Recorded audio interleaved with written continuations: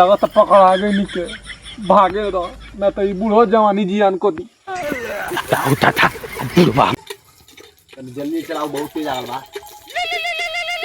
रुक जाओ hello hello आवाज आ रही है मेरी? का हो का हाली बा? अरे बाप रे बाप का बात कर तू बोलावा हम न आई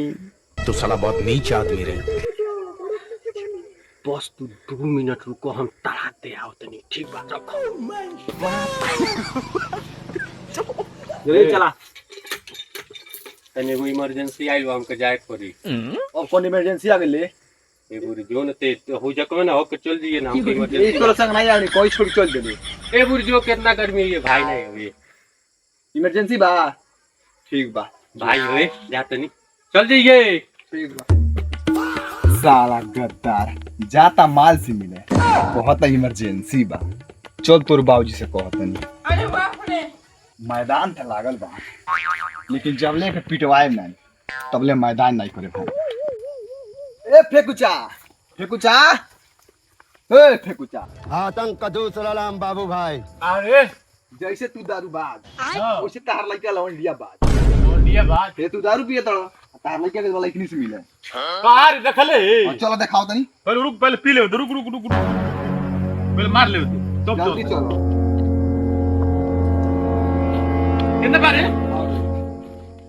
का बा आओ यार अरे उ सरवा नाक कटा दल बा हमार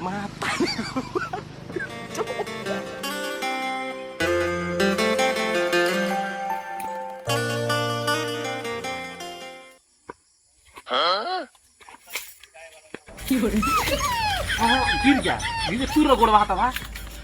तो साला बहुत नीच आदमी रहे। का हाली बा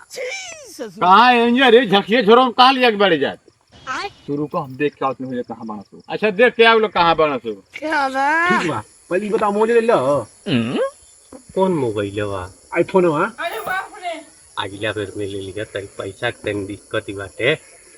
बाक तब ठीक बा मैं जाता नहीं ए इतना बुझी मुसीबत मोल लेके आइल बनी तस मिले नहीं तो हम जाते नहीं हटो मिले का आइलू है अभी न पे को तो अभी इनके जाते नहीं थोड़ा रे रुको ना तनी भारती देखो खेला के ओकर बाद जई हो पाक हम नहीं जाने घर है बुड़ुगा जी मतलब जा हुई भाई पीछे मारा सो झकिया में हम के ना बताइए हम जाते नहीं मैदान करे ए बूढ़ खेला भी गई तई देखा ना बना का चाहता हम पैंट में हम भी जा ठीक बा हम घर है ए रुको ना अच्छा ठीक बा जा तो रुते चुम्मा दे दो ना मारा नहीं करता पर गंदा खाली चाल सीखे लो कौन गंदा वाले बात बा इतना रिस्क लेके आइल बनी दे दो एक ही बार लो हाथ में ले लो ओ आइल बनी हम हाथे पे चुम्मा ले रे